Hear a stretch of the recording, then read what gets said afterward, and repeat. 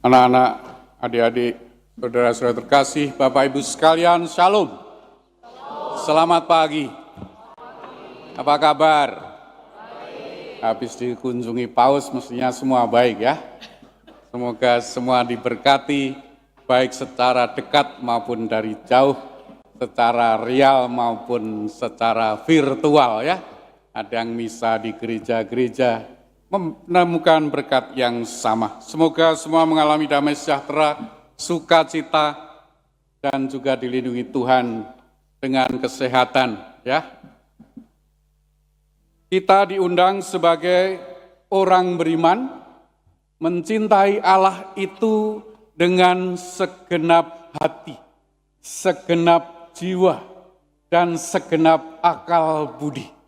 Maka orang-orang Kristiani berimannya tidak membabi buta. Imannya harus dengan akal budi. Harus mengerti secara benar dengan logika. Betul?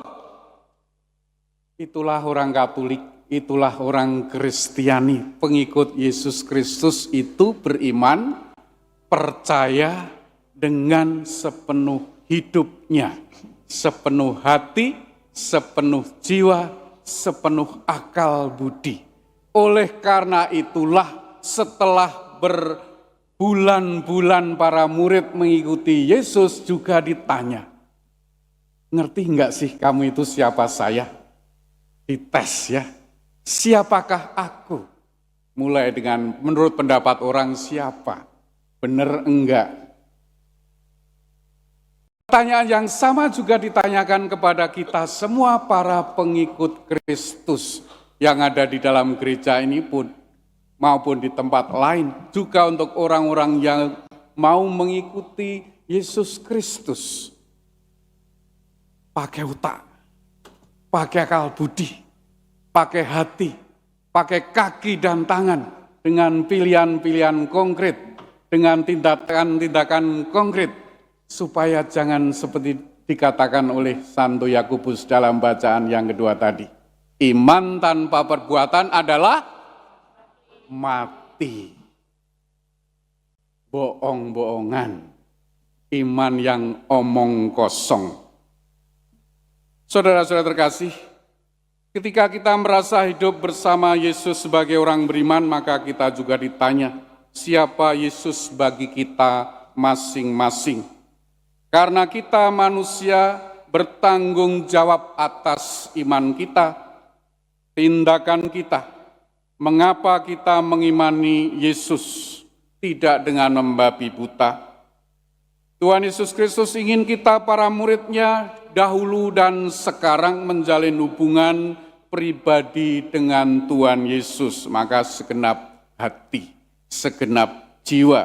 Dan dengan demikian menjadikan Dia pusat hidup kita. Itulah mengapa Tuhan bertanya, menurut kamu siapakah aku? Setiap dari kita dipanggil untuk menjawab dengan diterangi oleh Roh Kudus yang Bapa berikan kepada kita untuk mengenal putranya Yesus. Dan hal ini juga dapat terjadi pada kita seperti yang terjadi pada Petrus. Ketika kita dengan penuh semangat menegaskan, Yesus, Engkau adalah Kristus, Engkau adalah Mesias, artinya sama. Persoalannya, ketika Yesus memberitahu kita dengan jelas bahwa tugas perutusannya terpenuhi bukan dengan jalan mudah menuju sukses, tetapi dengan jalan sulit, sebagai hamba Yahweh yang menderita, hamba yang ditolak, dihina, disalib untuk menuju kemuliaan kekal. Lalu apa tanggapan kita? Apakah kita seperti Petrus? Kita memprotes, bahkan tadi kita mendengar Petrus berani menegur Yesus. Kita kadang-kadang juga menegur Tuhan. Tuhan, mengapa kok saya mengalami ketidakadilan? Apakah Engkau sungguh baik? Kalau kita seperti Petrus, maka saat-saat seperti itu kita pun layak menerima teguran keras dari Yesus, nyahlah iblis. Sebab kamu tidak berada di pihak Allah, melainkan di pihak manusia. Memikirkan apa yang dipikirkan manusia, bukan apa yang dipikirkan oleh Allah. Saudara-saudara terkasih, pengakuan iman kepada Yesus Kristus tidak bisa berhenti hanya pada kata-kata, namun perlu dibuktikan melalui pilihan-pilihan nyata, tindakan-tindakan konkret, dengan kehidupan yang bercirikan kasih ilahi, kasih yang berkorban. Itulah yang terjadi kalau kita hidup dalam persahabatan, persaudaraan, keluarga, kita saling berkorban satu sama lain, bukan? Suami berkorban untuk istri, istri berkorban untuk suami, orang tua berkorban untuk anak-anaknya, dan Tuhan Yesus mengatakan, tidak ada cinta yang lebih besar daripada cinta seorang sahabat yang memberikan nyawa bagi para sahabatnya. Saudara-saudara yang terkasih, kemarin saya menikahkan seorang. Biasanya kalau menikah, saya cek dulu, betul-betul siap enggak ya? Betul-betul mau menikah. Menikah itu persahabatan yang sangat erat ya. Maka saya tanya, apakah kamu calon suami siap berkorban nyawa untuk istri? Dia menjawab dengan tegas, siap, mau dan bersedia. Begitu pula istrinya, calon istri, apakah kamu sungguh mau berkorban nyawa untuk suamimu? Lalu dia menjawab, saya mau dan siap. Kemudian mereka mengungkapkan janji perkawinan ya, hafal luar kepala ya, supaya tidak ada alasan selingkuh karena lupa ya. Maka mereka mengungkapkan janji dengan penuh cinta, berhadapan satu sama lain, memandang matanya dengan penuh cinta ya. Kadang-kadang ada yang menangis juga begitu ya. Tetapi itulah wujud cinta yang sungguh-sungguh itu siap berkorban seperti Tuhan Yesus yang siap berkorban nyawa dengan tubuh dan darahnya yang dicurahkan untuk menyelamatkan manusia. Saudara-saudara terkasih, itulah contoh kasih yang nyata, kasih yang konkret dengan pengorbanan. Pengakuan iman akan Yesus sebagai Kristus atau Mesias menuntut hidup yang penuh kasih terhadap sesama. Yesus memberitahu kita bahwa untuk mengikuti Dia, untuk menjadi murid-muridnya, kita harus menyangkal diri kita. Itulah tadi yang disebut berkorban. Apa artinya menyangkal diri sendiri? Menyangkal tuntutan kesombongan egois kita sendiri dan memikul salib kita sendiri. Maka biasanya suami yang baik tidak menuntut macam-macam pada istrinya, tapi menuntut pada dirinya sendiri untuk berkorban. Begitu pula istri yang baik tidak menuntut macam-macam pada suaminya, tapi menuntut pada dirinya supaya menjadi istri yang layak, istri yang penuh kasih untuk suami, menjadi ibu yang baik untuk anak-anaknya. Itulah menyangkal diri. Mau memikul salib kita sendiri, beban-beban hidup demi Kristus. Lalu Tuhan Yesus memberi setiap orang aturan dasar bagi orang yang mau mengikuti Kristus. Atau istilah sekarang orang menyebut mau login ya. Kalau mau login itu syaratnya apa? Menjadi pengikut Kristus ada aturannya. Dia menyebutkan barang siapa mau menyelamatkan nyawanya, ia akan kehilangan nyawanya. Seringkali dalam hidup karena berbagai alasan kita keliru, tersesat dengan cara mencari kebahagiaan pada pemenuhan akan kebutuhan barang, bahkan pada orang yang kita perlakukan sebagai barang. Itulah yang terjadi dengan orang-orang yang posesif sekali ya, terlalu posesif, seolah-olah orang lain itu barang, tidak boleh disentuh, berhubungan dengan orang lain. Sebagai orang beriman, kita menemukan kebahagiaan hanya ketika cinta sejati kita temukan. Kita bertemu dengan cinta sejati yang bisa mengubah kita.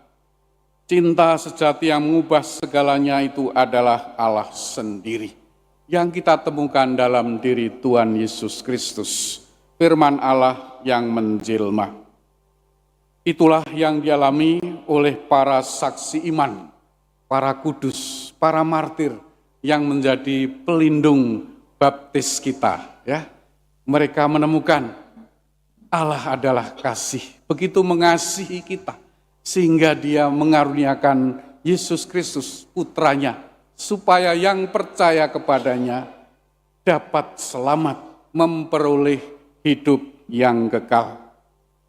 Saudara-saudara terkasih, banyak orang mau menerima Yesus hanya sebagai seorang nabi.